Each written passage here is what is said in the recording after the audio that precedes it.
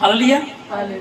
इसको इस पर फिर से सुन लीजिएगा, जो कुत्ते पालते हैं वो भी, जो नहीं पालते वो भी, ठीक है ना, क्योंकि सभी के लिए है। यहाँ लिखा निर्गमन की पुस्तक 11 अध्याय 7 वचन में, पर इजराइलियों के विरुद्ध क्या मनुष्य क्या पशु किसी पर कोई कुत्ता भी ना भौंकेगा, जिससे तुम जान लो कि इजराइलियों मिस्रियों और इजराइलियों में मैं यहोवा अंतर करता हूँ। आमीन। परमेश्वर के पवित्र वचन के पढ़े, सुने, समझे और कबूल की जाने परमेश्वर की आशीष हो। आमीन।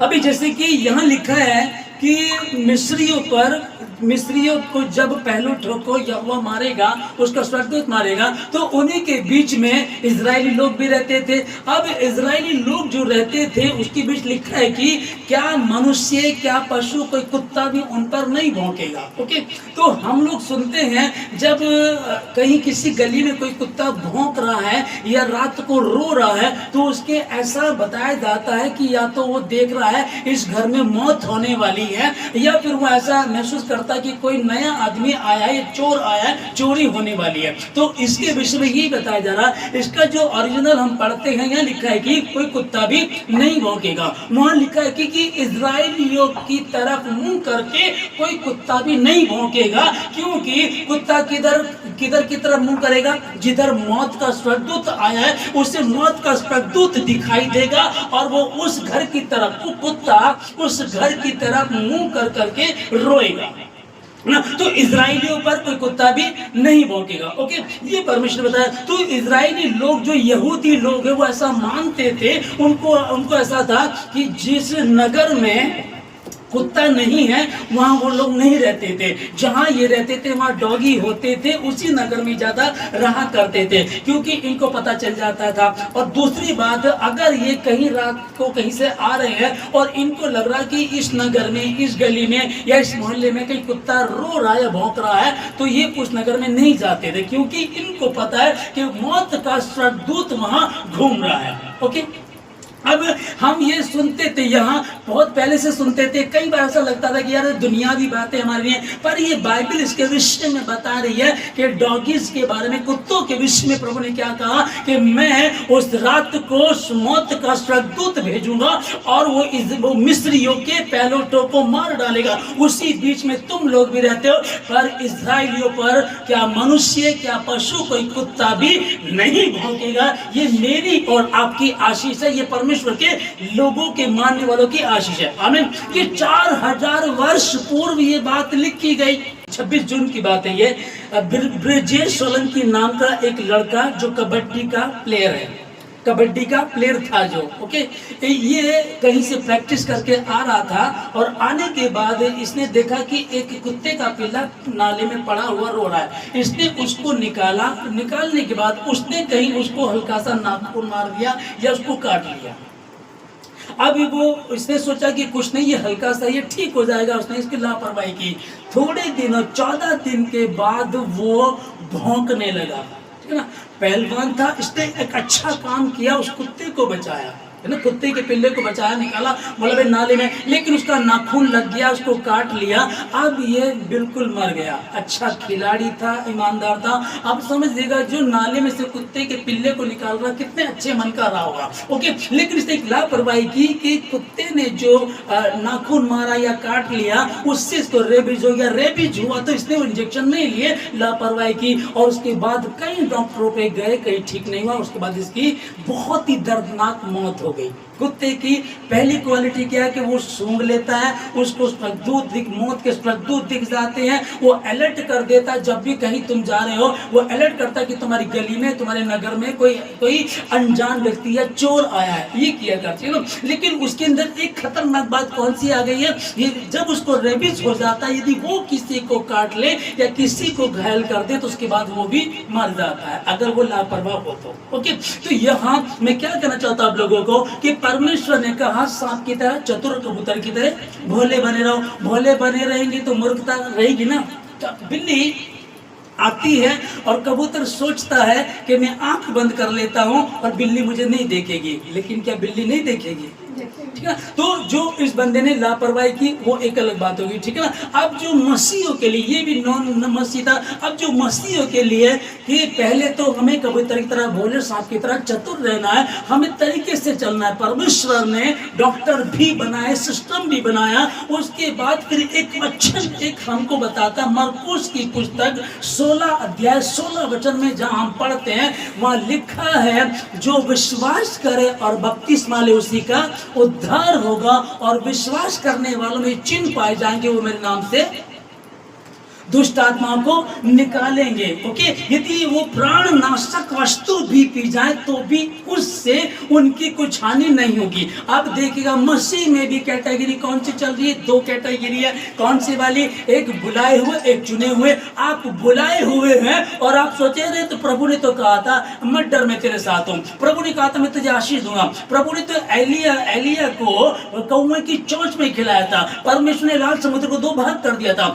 ये है एक रीडिंग है जो हमने वचन सुन रखी, हमने वचन को बोलना शुरू कर दिया। हाँ जी, वचन में लिखा ये है, लेकिन एक है उसको अपने अंदर धारण करना कि जो परमेश्वर ने तब किया था वो आज भी कर सकता है और आज भी करता है। बुलाए हुए तो बहुत परंतु चुने हुए। हिमाचल के मंडी जिले के सियासी गांव में अभी हाल ही की 13 दिन की पहली बात है ये, वहां रात को 4 बजे की बात है, एक कुत्ता बहुत तेजी से रो रहा था और लगातार रोता रहा। उसके मालिक जब बाहर आया तो उसने सोचा बारिश हो रही इसलिए डर रहा होगा ये, तो बाहर आया, उसने देखा वहां की जमीन फटी हुई थी। तो वो बाहर आया और बाहर आकर के फटाफट उठा, उसने पूरे गांव के लोगों को उठा दिया। ओके, जब वो गांव के लोग उठा देंगे, अभी यहाँ की जमीन फटी, जल्दी यहाँ से सारे के सारे लोग वहां से बाहर आ गए और उसके बाद वो गांव पूरा का पूरा ध्वस्त हो गया, खत्म हो गया। उसके जितने घर थे वो सब के सब खत्म हो गए, उसमें जितना भी था फर्नीचर था, गाय बैल बकरे जो भी, वो सब मर गए। अभी ध्यान से समझिएगा, वो न्यूज में जब उसको देख रहा था वो क्या बता रहे थे, कहने लगे कि रात को 4 बजे के समय एक कुत्ता भौंक रहा था, बहुत लगातार भौंकता रहा, क्योंकि जो बाइबल क्या बता रहे कि उसको दिख जाता है ना। डॉग कुत्ते को जो है वो उसको ये गिफ्ट है कि वो सूंघ लेता है, कुत्ते को ये गिफ्ट है, वो देख लेता है, वो मौत के स्वर्गदूत को देख लेता है।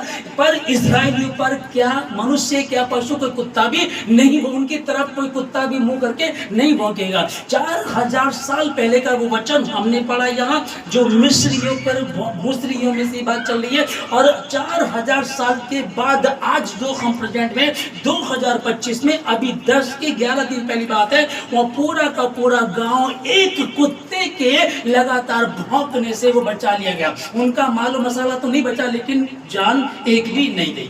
हालेलुया ना। तो इसलिए जब हम परमेश्वर के वचन को पढ़ते हैं, अब ये कोई भी लोग हो इससे तो हमको नहीं है, परमेश्वर ने जगत से प्रेम रखा। कोई कहने लगा क्या ये पूरा गांव क्रिश्चियन था, उससे मतलब नहीं है। परमेश्वर ने जगत से प्रेम रखा और ऐसा प्रेम रखा कि अपना इकलौता बेटा यीशु मसीह मरने के लिए दे दिया।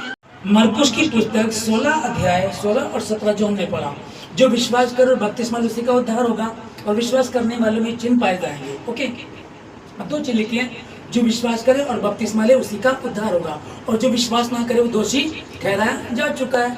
ओके, तो परमेश्वर ने दोनों चीजें रख दी, आशीष और श्राप, जीवन और मृत्यु दोनों आपके सामने रख दिए हैं। तो यहाँ जो अभी हमने ये हमने देखा कि ब्रिजेश सोलंकी जो कबड्डी का खिलाड़ी, नेशनल खिलाड़ी था, नेशनल खेल चुका है, बुलंदशहर का रहने वाला, कुत्ते के पिल्ले को उठाया इसने, इसको काट लिया और उसने लापरवाही की। उसके बाद ये 14 दिनों तक रहा, उसके बाद इसकी मौत हो गई और बहुत ही दर्दनाक मौत हुई है। ये मीडिया में बहुत ज़्यादा फैल रहा है। ओके, तो अब हम जो क्रिश्चियंस लोग हैं, हम बहुत कुत्ते पालते हैं ना, बहुत कुत्ते पाले जाते हैं और महंगे महंगे बढ़िया, और उसको ब्लैंकेट में रखते अपने साथ, खा रहे हैं, उसके साथ खिला रहे, उससे गले लगाते, सब कुछ करते हैं। पर मैं अभी डॉक्टर को सुन रहा था, जो डॉक्टर BRC है, वो बता रहे थे कि पता कैसे चलेगा कि डॉगी को रेबीज है भी कि नहीं है, और अगर काट लिया है और अपने इंजेक्शन लगवा लिया तो वो लोग तो अपनी दवाइयाँ बेच रहे हैं, ऐसा मैं सुन रहा था उसको, ठीक है ना। तो लेकिन अगर हम नहीं लगवाते और दिक्कत हो जाती है तो फिर देखिए कितनी खतरनाक मौत हुई है, और अगर लगवाते हैं और कुछ भी नहीं हुआ तो पैसा खर्च हो जाता है, तो पैसे की कोई चिंता नहीं करता क्योंकि जीवन है ना। ओके, तो यहाँ दोनों बातें आती हैं। वो डॉक्टर कह रहा है कि रेबीज है भी कि नहीं कैसे पता चलेगा। अब इसको डॉक्टर, इस पिल्लर को रेबीज था, इसने काटा, और ये जो ब्रिजेश सोलंकी कबड्डी का प्लेयर है, बुलंदशहर का रहने वाले, ये बेचारा मर गया। अब मेरे और आपके लिए कई बार क्या होता है, यदि वे प्राणनाशक वस्तु भी पी जाए, क्या जिस समय देखा कि जिस परमेश्वर समीप आप आए हैं, बैठे हैं, आप रात को प्रार्थना करते हैं, वचन को पढ़ते हैं, प्रार्थना कर रहे हैं, परमेश्वर के साथ संगति कर रहे हैं, तो इसके होने का क्या कारण है, ये क्या होगा, इससे क्या फायदा होगा। तो 91 भजन संहिता में हम पढ़ते हैं, जो परम प्रधान की छाए हुए स्थान में बैठा रहे, वो सर्वशक्तिमान की छाया में ठिकाना पाएगा। तब लिखा है कि कोई महामारी तेरा हिस्सा नहीं है, कोई महारोग तेरा हिस्सा नहीं है। तब लिखा है वो तेरे विरुद्ध उठेंगे, परंतु वो कुछ भी हावी नहीं हो पाएंगे। फिर लिखा है कि तेरे निकट 1000, तेरे दाहिने हाथ 10,000 गिरेंगे, परंतु तुझ तक नहीं पहुंचेंगे। तो ये चल रहा है, ये हो रहा है, बहुत सारी दिक्कतें, मुसीबतें इर्द गिर्द घूमेंगी, पर लिखा है कि तेरे निकट 1000, तेरे दाहिने हाथ 10,000 गिरेंगे, परंतु तुझ तक नहीं पहुंचेंगे। मिस्रियों के जो निर्गमन 11:7 का हम लोगों ने पढ़ा कि यहूदी लोगों में जो नियम था, जिस नगर में कुत्ते नहीं है वो वहां नहीं रहते थे, या जहां रहते थे कुत्ता होते थे, रखते थे वो, ठीक है ना। क्यों, कारण क्या था उसका, कि कुत्ता अलर्ट करता है कि इधर कोई नया व्यक्ति आया या कोई चोर आया, या फिर मौत का स्वर्गदूत घूम रहा है। जिस वचन को हमने निर्गमन 11:7 को लिखा है कि जब मैं मौत के स्वर्गदूत को भेजूंगा, वो मिस्रियों के पहलौठों को मारेगा, पर इजराइलियों पर कुत्ता भी नहीं, मनुष्य या पशु तो क्या कोई कुत्ता भी नहीं भौंकेगा। जब हम इसको पढ़ रही है, उस समय की वहां की बात है। अब हम यहाँ की क्या समझेंगे कि चोर आया, प्लानिंग करके वो देखकर चोरी करने आया, अब उसके घर में चोरी होगी, अब उनके यहाँ चोरी होगी, अब उनके यहाँ चोरी होगी, परंतु मुझे पता है, मैं घुटनों पर रहता हूँ, मैं घुटनों पर रहता हूँ, मेरा सब कुछ मेरे परमेश्वर का, मेरा तन, मेरा धन, मेरा परिवार, तेरे मवेशी के जो पशु है, वो सब परमेश्वर के, परमेश्वर का अनुग्रह तुझ पर, उस पर है। और वो जो चोर आएगा, वो जो गलत लोग आएंगे, वो तेरी तरफ ऐसे पीठ भी नहीं कर पाएंगे अभी। और जो बाइबल दूसरा इसके विषय में बता रही है कि जो विश्वास करने वाले लोग हैं, जो प्रभु में है, यदि वो बैक हो जाते हैं, प्रभु को छोड़ देते, अच्छा होता इससे तो कि वो सत्यता को जानते ना। आप लोग जानते हैं कौन कौन बैक हो गए, मैं नाम नहीं लूंगा उनका। आप जानते बहुत सारे लोग हैं जो इस तरह छोड़ करके चले गए। उनके लिए देखो बाइबल क्या कह रही है, वो कहावत उन पे कौन सी बैठती है, वो उस कुत्ते की तरह है जिन्होंने उल्टी की और फिर उसको चाट लिया, उसकी तरह से वो लोग। कितनी खतरनाक बात लिखी है।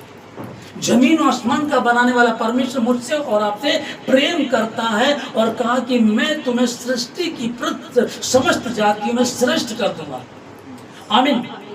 मैं तुम्हें किसी भली वस्तु की घटी होने नहीं दूंगा, मैं तुम्हारा परमेश्वर यहोवा हूं। क्या उसका कान ऐसा भारी हो गया कि प्रार्थना ना सुन सके? क्या उसके हाथ ऐसे छोटे हो कि उद्धार ना कर सके? उसके लिए कुछ भी मुश्किल नहीं है। जब सद्रक मेशक अबेदनगो आग की भट्टी में थे तो वो वहां भी पहुंच गया था। जब शेरों की मान में दानियल था तो परमेश्वर ने स्वर्गदूतों को वहां भेजा। 38 वर्ष का एक व्यक्ति बीमार था और वो कुंड पर भरोसा किया था, यीशु मसीह वहां पहुंचा और उसको कहा अपनी खाट उठा और चल फिर। ये वही परमेश्वर। अंधा आवाज लगाता, अंधा कहने लगा हे प्रभु मुझ पर दया कर। प्रभु ने इग्नोर किया, फिर उसने शोर मचाया, फिर उसने बोला, प्रभु ने कहा उसको लेकर के आओ। उसने कहा क्या चाहता है? प्रभु मैं देखना चाहता हूँ। ये जगह जगह न्यू टेस्टमेंट को, बाइबल को हम पढ़ते हैं, जगह जगह हमें विश्वास के बारे में बताया जा रहा। और जब हमने मरकुस की पुस्तक को पढ़ा, वहां क्या लिखा है? जो विश्वास करे और बपतिस्मा ले उसी का उद्धार होगा। हालेलुया। बड़ी उबासी आ रही है। दूसरा पत्रस 2:21 और 22 में लिखा है, क्योंकि धर्म के मार्ग को न जानना ही उनके लिए इससे भला होता कि उसे जानकर उस पवित्र आज्ञा से फिर जाते जो उन्हें सौंपी गई थी। अभी बात चल रही है किन के विषय में? जिन्होंने परमेश्वर को जाना। पिछली बार भी बात कर रहे थे विषय में कि सत्य को जाना पवित्र आत्मा के सहभागी हुए, सच्चाई को जाना, स्वतंत्रता पाई, उसके बाद फिर वो वापस लौट गए, है ना। इससे तो अच्छा होता है कि वो धर्म के मार्ग को जानते थे, नहीं जानते कि जो एक आज्ञा उनको सौंपी गई थी, एक सत्यता उनको सौंपी गई थी, इससे अच्छा कितने लोग हैं जो आप लोग जानते, कितने लोग हैं जो बैक हो गए, कितने लोग जो प्रभु को जान करके छोड़ करके चले गए, कितने लोग हैं रविवार को कुछ सो रहे होंगे, कुछ टेलीविजन देख रहे होंगे, कुछ मोबाइल में होंगे, कुछ अपने परिवार से कहीं मिलने गए, कुछ दोस्तों से रिश्तेदारों से मिलने गए होंगे। एक ही दिन मिलता है और एक ही दिन क्या करना उन्होंने, वो चले गए, ठीक है ना। यहाँ क्या लिखा है कि जिस वचन को हम लोग पढ़ रहे हैं 21 में, दूसरा पत्र 2:21 में लिखा है कि क्योंकि धर्म के मार्ग को ना जानना ही उनके लिए इससे भला होता है कि उसे जानकर उस पवित्र आज्ञा से फिर जाते जो उन्हें सौंपी गई थी। अब तुलना किससे की गई उसको समझिएगा। यहाँ दूसरा पत्र 2:22 में लिखा है, उन पर यह कहावत ठीक बैठती है कि कुत्ता अपनी छांट की ओर लौटता है। समझिएगा ध्यान से, कुत्ता अपनी छांट की ओर लौटता है। कुत्ता छांट के, उसका क्या मतलब होता है, कुत्ता जब उल्टी करता है, वॉमिटिंग करता है, तो उसी को फिर से वो चाट लेता है, और ऐसा कहीं नहीं पाया जाता। लेकिन कितना गंदा लगता है, जैसे ही उल्टी करते हैं सब गंद बाहर, सब खाए पिए बाहर आता है, फिर गंद बन जाता है, और वो कुत्ता अपनी छांट की ओर जाता, फिर उसको चाटता है। ये ऐसा बताया जा रहा कि उस जिन लोगों ने सच्चाई को जाना, धार्मिकता में आगे, परमेश्वर के साथ रहे, आराधना की, वचन को पढ़ा, सुना, समझा, और अब उन्होंने प्रभु को छोड़ दिया, इससे तो अच्छा होता वो सत्य के मार्ग को जानते ही ना। जैसे कि क्रिश्चियन लोग कुत्तों को बहुत पसंद करते हैं, बहुत महंगे महंगे कुत्ते पालते हैं, तो उसमें अभियान से अभी तक तो आप शौकिया पालते थे, है ना। बहुत कम लोगों को पता होगा शौकिया पालते थे, पर इस बात का ध्यान रखना कि कुत्ता जब आपने पाल रखा है, चलो चोरी तो वो वाला कुत्ता भी नहीं होने देगा जो बाहर है, पर आपके अंदर जो पाल रहे हैं, कई बार आपको लोग बोलते हैं, राधिका दी ध्यान से सुने, पेज मत पलटे, ध्यान से सुने, आपने डॉगी पाल रखा है और आपको कई बार लोगों ने बताया कि आपके घर में किसने कुछ करा रखा है। आपके रिश्तेदार आए, उन्होंने कहा था कि आपके यहाँ फर्श में यहाँ कुछ दफना रखा है, ठीक है ना, आपको कुछ यहाँ किया हुआ, कुछ दफना रखा है। अब एक नई चीज जो आज आई है वो क्या है कि उस घर की तरफ कुत्ता भी नहीं भौंकेगा, क्योंकि कुत्ता देख लेता है। हालेलुया। तो अभी आपको चिंता करने की आवश्यकता नहीं है। सबसे पहले आप परमेश्वर की तरफ हैं, परमेश्वर विश्वास करते हैं, और जब परमेश्वर विश्वास करते हैं तो कोई कुत्ता भी नहीं भौंकेगा, और वो कुत्ता आपने खुद पाले हुए हैं, खुद पाल रखा है, अब वो आपकी रक्षा करता है। इसलिए इस नेगेटिव बात को बहुत सारे लोग जो आपको बोलते हैं ना कि तुम्हारे यहाँ तो कुछ किसने करा दिया, तुम्हारा काम बांध दिया, तुम्हारा जब से तुमने घर बनाया तब से दिक्कत है, कुछ भी क्यों ना हो, मैं एक बात को जानती हूँ कि परमेश्वर ने कहा था कि मिस्र में मौत का स्वर्गदूत आएगा, और उसी बीच तुम भी रहते हो।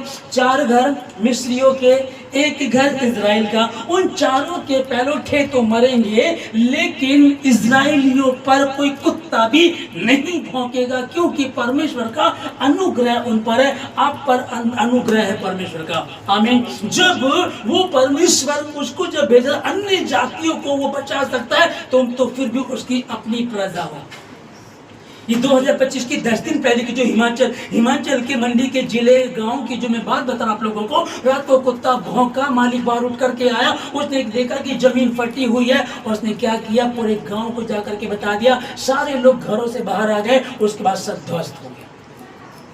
हालेलुया। तो जब उनका है तो आपका परमेश्वर जिंदा है, आप घुटनों पर रहते हैं, आप उपवास रखते हैं, आप प्रार्थना करते हैं, आप वचन को पढ़ते हैं, आप तन मन धन से अपने परमेश्वर के समीप रहते हैं, तब वो आपको किसी भली वस्तु की घटी होने नहीं देगा। जो विश्वास करे और बपतिस्मा ले उसी का उद्धार होगा, जो विश्वास ना करे बताने के बाद जो विश्वास ना करे वो दोषी ठहराया जा चुका है। अब वो दोषी ठहराया जा चुका, फिर क्या होगा? और विश्वास करने वालों में चिन्ह पाए जाएंगे। यदि प्राण नाशक वस्तु भी पी जाए तो भी इससे कुछ हानि नहीं होगी। जो मैंने बताया आपको, ब्रिजेश सोलंकी जो कबड्डी का प्लेयर था, उसको जब रेबीज हुआ, इंजेक्शन नहीं लगाया तो बहुत बुरी मौत वो भाई मरा। हमारी प्रार्थना उस परिवार की शांति के हो, परमेश्वर उस परिवार को शांति दे, उनको संभाले, हमारी प्रार्थना है। लेकिन मैं आप मसीह को क्या कहना चाह रहा हूँ यहाँ कि इसका ध्यान रखिएगा कि आप एक बात में चूक मत जाना,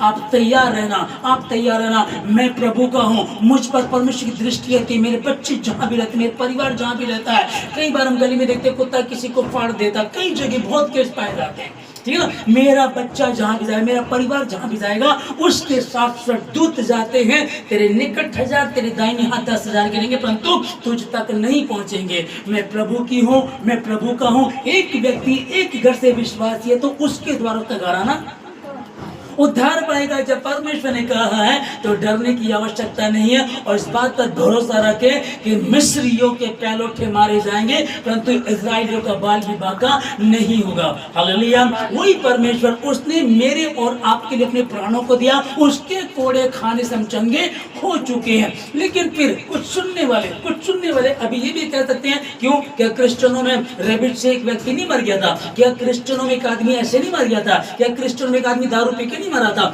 बहुत सारी बातें आएंगी। क्या क्रिश्चियनों में बीमार होकर बीमारी में आदमी मर नहीं जाता? हाँ, वो क्रिश्चियन तो है, लेकिन बाइबल यहाँ 2 कैटेगरी बता रही है। लिखा है एक चुने हुए और एक बुलाए हुए। तो आप कौन हैं? आप चुने हुए हैं तो डरने की जरूरत नहीं है। और यदि बुलाए हुए की श्रेणी में आ रहे हैं तो बुलाए हुए की श्रेणी में आ गए हैं, धीरे धीरे धीरे धीरे आप चुने हुए की श्रेणी में आ जाइए, ताकि परमेश्वर वो अपने वायदों को पूरा कर सके कि उसके कोड़े खाने से हम चंगे हो चुके। मैं चंगा हो चुका, कुछ भी क्यों ना हो जाए, कुछ भी दिक्कत परेशानी क्यों ना है। अब इस वचन को हम पढ़े, निर्गमन 11:7 में। भैया इजराइलियों पर ना, अरे पशु और इंसान की तो बहुत दूर की बात है, कोई कुत्ता भी नहीं भौंकेगा। इस वचन को सिर्फ पढ़ रहे हैं, लेकिन पूरा कब होगा?